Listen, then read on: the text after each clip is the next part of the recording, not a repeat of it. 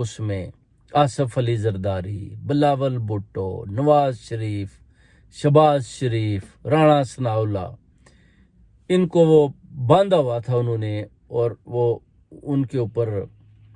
جیسے کہ ظلم کے حساب جو انہوں نے گناہ کیے ہوئے تھے، مریم نواز،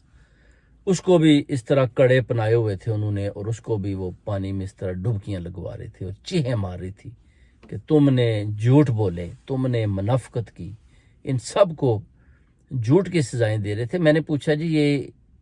یہ کیا ہو رہا ہے جی، ان کو کیوں اتنی تکلیف دی جا رہی ہے، ان کا کیا قصور ہے؟ کہتے ہیں جی انہوں نے جھوٹ بولا اپنی قوم کے ساتھ، اپنی عوام کے ساتھ، انہوں نے ہمیشہ غداریاں کی،